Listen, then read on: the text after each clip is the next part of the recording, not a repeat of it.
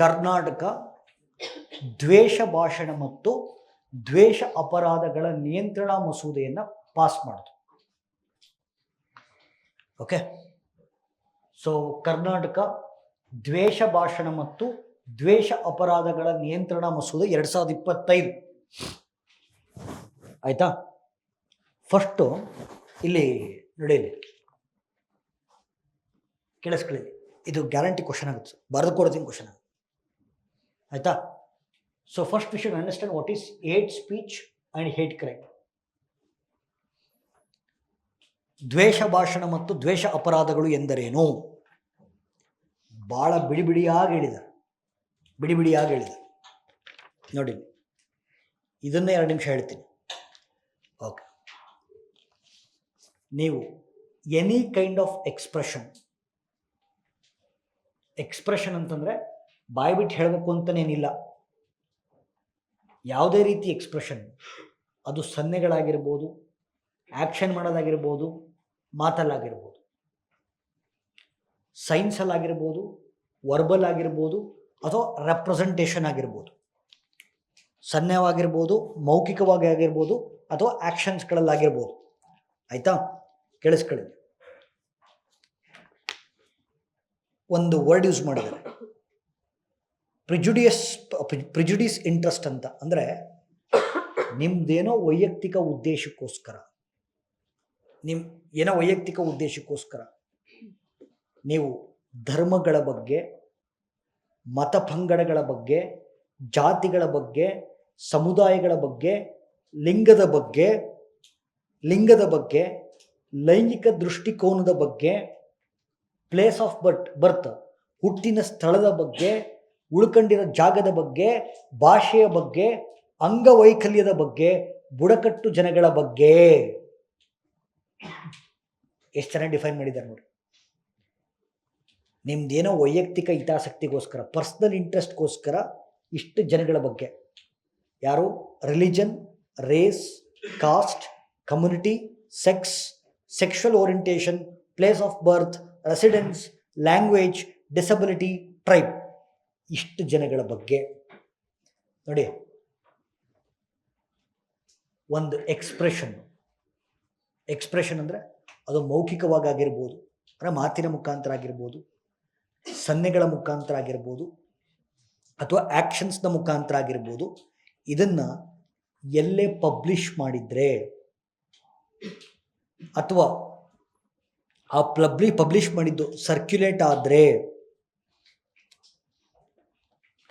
ಯಾವುದೇ ವಿದ್ಯುನ್ಮಾನ ಉಪಕರಣಗಳಲ್ಲಿ ಅಥವಾ ಸಾಮಾಜಿಕ ಜಾಲತಾಣಗಳಲ್ಲಿ ಅದು ಸರ್ಕ್ಯುಲೇಟ್ ಆದರೆ ಅಥವಾ ಪಬ್ಲಿಕ್ಕಲ್ಲಿ ಮಾತಾಡಿದರೆ, ಅದರಿಂದ ಯಾರಿಗಾದರೂ ಇಂಜುರಿ, ದೇಹಕ್ಕೆ ಹಾನಿಯಾದರೆ, ಸಮಾಜದ ಸ್ವಾಸ್ಥ್ಯ ಹಾಳಾದರೆ, ಸಮಾಜದಲ್ಲಿ ವೈರತ್ವ ಬೆಳೆದ್ರೆ, ಸೌಹಾರ್ದತೆ ಹಾಳಾದರೆ ಅದನ್ನು ಹೇಟ್ ಸ್ಪೀಚ್ ಅಂತ ಪರಿಗಣಿಸ್ಬೋದು ಅಂತ ಹೇಳಿದೆ. ತುಂಬ ಕ್ಲಿಯರ್ ಕಟ್ ಆಗಿ.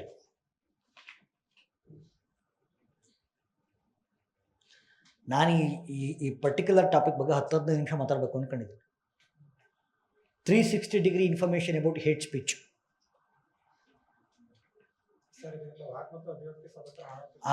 ಇದಕ್ಕೆ ಇದೇ ಬೇಕಾಗಿರೋದು, ಈ ಆರ್ಗ್ಯುಮೆಂಟೇ ಬೇಕಾಗಿರೋದು.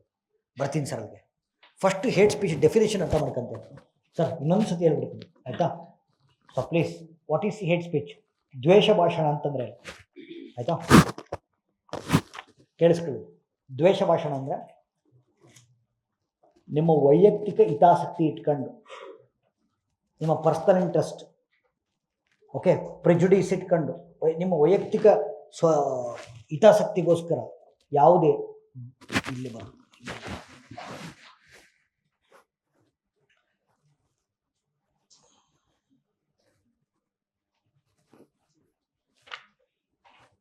ಓಕೆ ಸರ್ ನೋಡಿ, ಯಾವುದೇ ನಿಮ್ಮ ವೈಯಕ್ತಿಕ ಹಿತಾಸಕ್ತಿಗೋಸ್ಕರ ಯಾವುದೇ ಧರ್ಮದ ಬಗ್ಗೆ, ಮತಗಳ ಬಗ್ಗೆ, ಜಾತಿಯ ಬಗ್ಗೆ, ಸಮುದಾಯದ ಬಗ್ಗೆ, ಲಿಂಗದ ಬಗ್ಗೆ, ಲೈಂಗಿಕ ದೃಷ್ಟಿಕೋನದ ಬಗ್ಗೆ, ಓಕೆ, ಹುಟ್ಟಿನ ಸ್ಥಳದ ಬಗ್ಗೆ, ವಾಸಸ್ಥಳದ ಬಗ್ಗೆ, ಭಾಷೆಯ ಬಗ್ಗೆ, ಅಂಗವೈಕಲ್ಯದ ಬಗ್ಗೆ ಮತ್ತು ಬುಡಕಟ್ಟು ಜನಗಳ ಬಗ್ಗೆ ನೀವೇನಾದರೂ ಎನಿ ಕೈಂಡ್ ಆಫ್ ಎಕ್ಸ್ಪ್ರೆಷನ್, ಅದು ಮೌಖಿಕವಾಗಿರ್ಬೋದು. Okay, any kind of expression ಅದು ಮೌಖಿಕವಾಗಿರ್ಬೋದು, ಸನ್ನೆಗಳ ಮುಖಾಂತರ ಆಗಿರ್ಬೋದು, ಆ್ಯಕ್ಷನ್ಸ್ಗಳ ಮುಖಾಂತರ ಆಗಿರ್ಬೋದು. ಪಬ್ಲಿಕ್ಕಾಗಿ ಮಾತಾಡಿದ್ರೆ ಅಥವಾ ಎಲೆಕ್ಟ್ರಾನಿಕ್ ಮೀಡಿಯಾಗಳಲ್ಲಿ ಯಾವುದೇ ವಿದ್ಯುನ್ಮಾನ ಉಪಕರಣಗಳಲ್ಲಿ ಅದು ಪಬ್ಲಿಷ್ ಆದರೆ ಅಥವಾ ಅದು ಓಡಾಡಿದ್ರೆ, ಸರ್ಕ್ಯುಲೇಟ್ ಆಯಿತು ಅಂತಂದರೆ, ಅದರಿಂದ ಸಮಾಜದಲ್ಲಿ ಯಾರಿಗಾದ್ರೂ ಹಾನಿ ಆದರೆ, ಸಮಾಜದ ಸ್ವಾಸ್ಥ್ಯ ಹಾಳಾದರೆ, ವೈರತ್ವ ಬೆಳೆದ್ರೆ, ಸೌಹಾರ್ದತೆ ಹಾಳಾದರೆ, that can be considered as hate speech. 2 paragraph ಬರೆದವರು ಒಂದು ಡೆಫಿನೇಷನ್, ಒರಿಜಿನಲ್ ಬಿಲ್ಲಿಂದ ಕಾಪಿ ಮಾಡಿದ್ದೀನಿ. 2 ಪ್ಯಾರಾಗ್ರಾಫ್ ಬರೆದವರು. ಸರ್, 1 ರಿಂದ 7 ವರ್ಷ ಜೈಲು ಶಿಕ್ಷೆ, 50,000 ರೂಪಾಯಿ ಫೈನ್, 1 to 7 years ಆಫ್ ಇಂಪ್ರಸನ್ಮೆಂಟ್ ಜೈಲು ಶಿಕ್ಷೆ, 50,000 ರೂಪಾಯಿ ಫೈನು. ಸರ್, ಈಗ ಫೈನ್ ಕಟ್ಟಕ್ಕೆ 50,000 ರೂಪಾಯಿ ಇಲ್ಲಾಂದ್ರೆ ಏನು ಮಾಡೋದು ಸರ್? ಅಲ್ಲಿ ಜೈಲೊಳಗಡೆ ದುಡಿಸ್ತಾರೆ, ಆ ಫೈನ್ ಅಲ್ಲೇ ಕಟ್ಟಿ ವಾಪಸ್ ಬರ್ಬೇಕು. ಸರ್, ಅಲ್ಲಿ ಸಹ ಕೈದಿಗಳಿರ್ತಾರಲ್ಲ, ಅವ್ರು ಮೀಟ್ ಮಾಡ್ಬೋದಾ? ಇಲ್ಲ.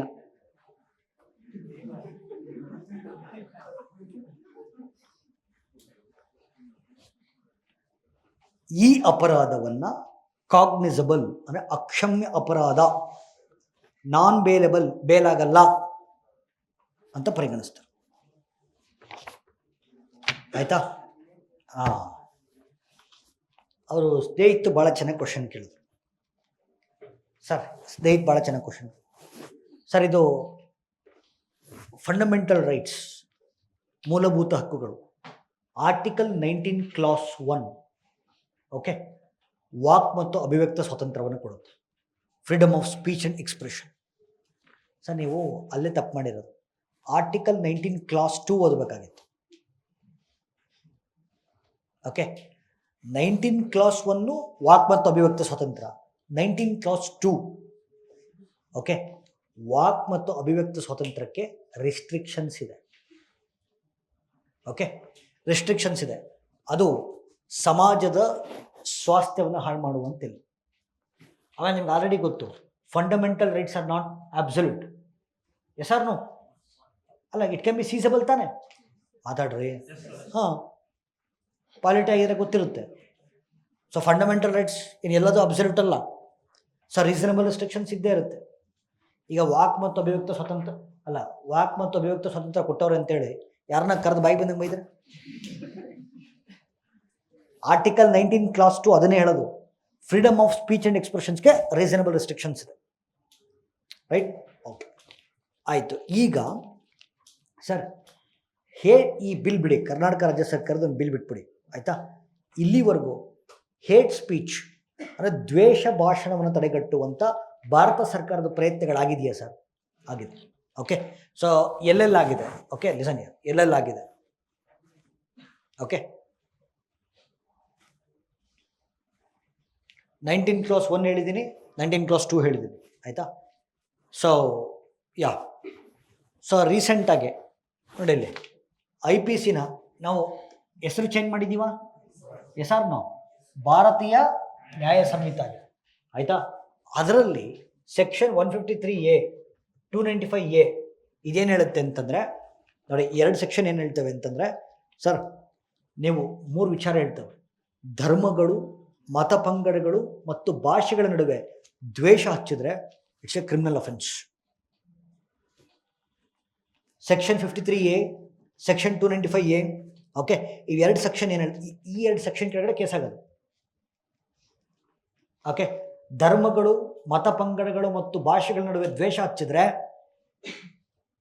ಕೇಸ್ ಆಗುತ್ತೆ, ಆಯ್ತಾ? 1. 2ನೇದು ನೋಡಿ, ಜನಪ್ರತಿನಿಧಿಗಳ ಕಾಯ್ದೆ ಅಂತಿದೆ. ಓಕೆ, ಜನಪ್ರತಿನಿಧಿ ರೆಪ್ರೆಸೆಂಟೇಷನ್ ಆಫ್ ಪೀಪಲ್ ಆಕ್ಟ್ 1951. ಇದ್ರ ಕೆಳಗಡೆ ಯಾವುದೇ ಕಾರಣಕ್ಕೂ ರಾಜಕಾರಣಿಗಳು ದ್ವೇಷ ಭಾಷಣವನ್ನು ಮಾಡುವಂತಿಲ್ಲ. ಸರ್, ಮತ್ತೆ ಪ್ರದೀಪ್ ಈಶ್ವರ್ ಮಾಡ್ತಾರಲ್ಲ ಸರ್, ಅದು ಮೋಟಿವೇಶನ್ ಅಲ್ಲ, ದ್ವೇಷ ಭಾಷಣ ಅಂತ ನೀವು ಅನ್ಕೊಂಡ್ರ? ಅಪ್ಪ, ಯಾರು ಮಾಡ್ತಿಲ್ಲ ಬಾಜಿ, ಟೀಕೆ ಮಾಡ್ತಿದ್ದಾರೆ ಅಷ್ಟೇ, ದ್ವೇಷ ಭಾಷಣ ಮಾಡ್ತಿಲ್ಲ. ಯಾರು ಮಾಡ್ತಿದ್ದಾರೆ? ಧರ್ಮಗಳು ಮತ ಪಂಗಡಗಳು ಮತ್ತು ಭಾಷೆಗಳ ನಡುವೆ ಯಾರು ಜಗಳ ಹಚ್ತಾ ಇದ್ದಾರೆ? ಮಾಡ್ತಿಲ್ಲ ಅಂತ ನಾನು ಹೇಳ್ತಿರೋದು.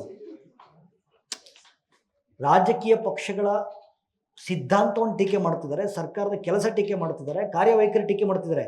ಈ 3 ಪಾಯಿಂಟ್ ಫೋಕಸ್ ಮಾಡ್ರಿ.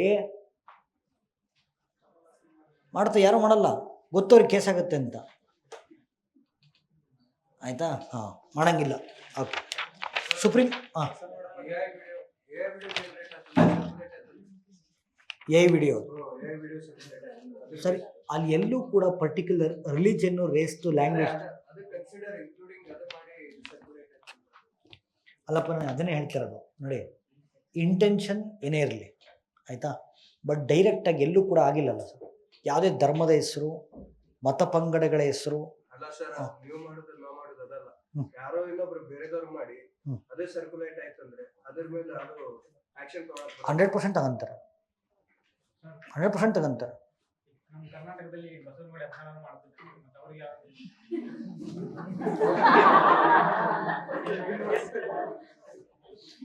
ನಾನು ಪ್ರದೀಪ್ ಈಶ್ವರ ನಂದನ್ನ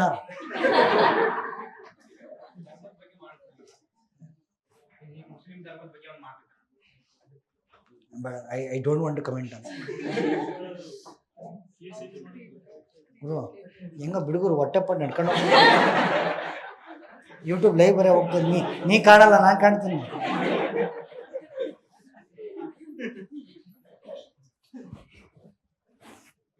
ಆಯ್ತಾ? ಸುಪ್ರೀಂ ಕೋರ್ಟ್ ಒಂದಷ್ಟು ಕೇಸ್ ಆಯಿತು ನೋಡಿ. ಸುಪ್ರೀಂ ಕೋರ್ಟ್ನ ಕೆಲವೊಂದು ಪ್ರಕರಣಗಳಲ್ಲಿ, ಓಕೆ, ಸುಪ್ರೀಂ ಕೋರ್ಟ್ನ ಯಾವ ಪ್ರಕರಣ? ಎಸ್, ಪ್ರವಾಸಿ ಬಾಲೈ ಪ್ಲೀಸ್ ಮಾತಾಡಿ. ಸೊ ಪ್ರವಾಸಿ ಬಾಳೈ ಸಂಘಟನೆ ವರ್ಸಸ್ ಯೂನಿಯನ್ ಆಫ್ ಇಂಡಿಯಾ 2014 ಪ್ರಕರಣ. ಆವಾಗಲೇ ಸುಪ್ರೀಂ ಕೋರ್ಟ್ ಹೇಳಿತ್ತು. ಅಂದರೆ ನೋಡಿ, ದ್ವೇಷ ಭಾಷಣದ ಬಗ್ಗೆ, ಅದನ್ನು ನಿಯಂತ್ರಿಸುವುದರ ಬಗ್ಗೆ ಒಂದು ಪ್ರತ್ಯೇಕ ಕಾನೂನು ತರಬೇಕು ಅಂತ ಹೇಳಿತ್ತು 14ರಲ್ಲಿ ಈ ಪ್ರಕರಣ. ಬಟ್ ತಂದಿರಲಿಲ್ಲ. ಇವಾಗ ತಂದಿದ್ದಾರೆ. ಓಕೆ, ಇವಾಗ ತಂದಿದ್ದಾರೆ. ಅದಾದಮೇಲೆ Amish Devgan versus union of India. So ಈ ಪ್ರಕರಣದಲ್ಲೂ ಕೂಡ ಸುಪ್ರೀಂ ಕೋರ್ಟ್ ಏನು ಹೇಳಿತ್ತು ಅಂತಂದರೆ, ಆಯಿತು, ಏಡ್ಸ್ ನೋಡಿ ಪ್ಲೀಸ್ ಕೇಳಿಸ್ಕೊಳ್ಳಿ, ಆಯಿತಾ, ಹೇಟ್ ಸ್ಪೀಚ್, ದ್ವೇಷ ಭಾಷಣವನ್ನು ನಿಯಂತ್ರಣ ಮಾಡಲಿಕ್ಕೋಸ್ಕರ ಒಂದು ಸಪ್ರೇಟ್ ಆ್ಯಕ್ಟ್ನ ತನ್ನಿ. ಬಟ್ ಅದು ಅವ್ರು ಹೇಳ್ದಂಗೆ ವಾಕ್ ಮತ್ತು ಅಭಿವ್ಯಕ್ತ ಸ್ವಾತಂತ್ರ್ಯಕ್ಕೆ ಡಿಸ್ಟರ್ಬ್ ಆಗಬಾರ್ದು. ವಾಕ್ ಮತ್ತು ಅಭಿವ್ಯಕ್ತ ಸ್ವಾತಂತ್ರ್ಯಕ್ಕೆ ಡಿಸ್ಟರ್ಬ್ ಆಗಬಾರ್ದು. ಆ ಥರ ಕಾನೂನು ತನ್ನಿ ಅಂತ ಇವೆರಡು ಪ್ರಕರಣಗಳು ಉಲ್ಲೇಖ ಮಾಡಿದರು. Okay, so this is regarding Karnataka's hate speech and hate crimes bill. Okay, ಅವಾಗೀಗ ಯಾರೋ ಬಂದು, ಆಯಿತಾ, ಯಾರ ಮೇಲೆ ಹೊಡೆಯತಕ್ಕಂಥ ಅಧಿಕಾರವನ್ನು ಕಾನೂನು ಕೊಟ್ಟಿಲ್ಲ. ಆಯಿತಾ, ಫಸ್ಟ್ ಅದು ಪ್ರೈಮರಿ ರೀಸನ್. ಆಯಿತು, ಯಾರು ಯಾವುದೇ ಭಾಷೆಗೆ ಅವಮಾನ ಮಾಡ್ತಿದ್ದಾರೆ ಅನ್ನೋದಾದರೆ ನೀವು ಕಾನೂನು ಪ್ರಕಾರ ಹೋಗಿ, ಇಬ್ಬರ ಮೇಲೂ ಕೇಸ್ ಆಗುತ್ತೆ. ಹೌದು, 100% ಇಬ್ಬರ ಮೇಲೆ ಕೇಸ್ ಆಗುತ್ತೆ. ಯಾಕೆ ಹೇಳಿ?